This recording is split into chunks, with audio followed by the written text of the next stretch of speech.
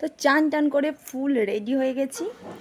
আর প্রণব তো ঘরেই আছে, সবাই ঘরেই রেস্ট নিচ্ছে, কারণ ফলারটা বেশ জমাদার খাওয়া হয়েছিল তার জন্য। আর আমাদের রান্নাবান্না কিন্তু অলমোস্ট সব কিছু কমপ্লিট হয়ে গেছে, খালি পাঁপড়টা ভাজবো, স্যালাডটা কাটবো আর সাজিয়ে দেবো থালা।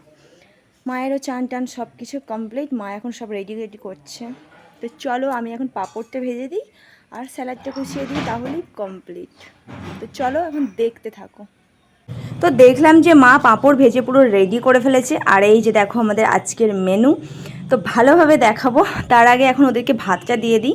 মা পুরো সব রেডি করে দিয়েছে, আমি মাকে জাস্ট একটু হেল্প করে দিচ্ছিলাম আর কি, বাটিতে দিয়ে দিয়ে, বাকিটা মাই করবে।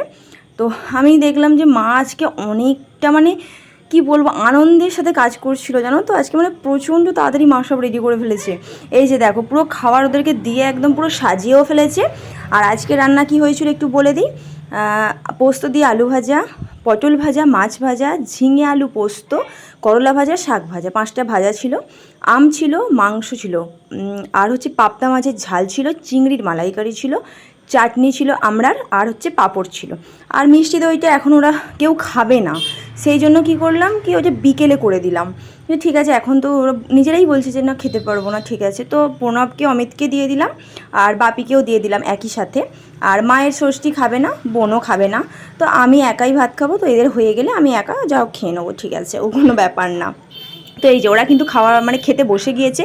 আজকে কিন্তু মানে খুব তাড়াতাড়ি আমাদের সব কিছু কমপ্লিট হয়ে গেছিলো, মানে সকাল থেকে উঠে ঘুম থেকে উঠে একদম সব কিছু কুটে বেটে রেডি করে তাড়াতাড়ি করে কাজবাজ করে একদম রান্না করে রেডি হয়ে গেছি।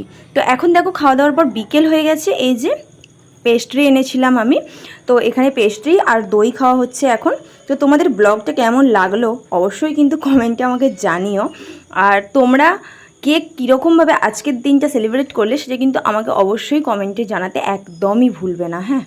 তো চলো এবার ভাবছি যে মাকে তো হারটা দিয়েছি, তো মা তো পড়েনি, তো মাকে একটু পড়ানো যাক। তো সেই জন্য ভাবলাম যে না হারটা নিয়ে আসি, মাকে পড়াই।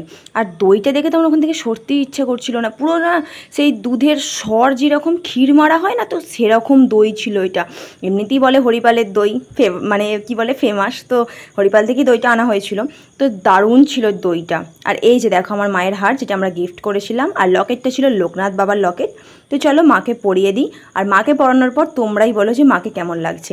এটা কিন্তু আমার মায়ের খুব শখ ছিল যে একটা রূপোর হার মা সবসময় 12 মাস পরে থাকবে। তো মায়ের এই ইচ্ছাটা পূরণ করলাম। আশা করি ভবিষ্যতে ছোটো ছোটো ইচ্ছাগুলো মায়ের এভাবেই পূরণ করতে পারবো। তোমরা আশীর্বাদ করো, পাশে থেকো। তো চলো এখনের মতো এখানেই রাখলাম ব্লগটা। Tata, bye bye.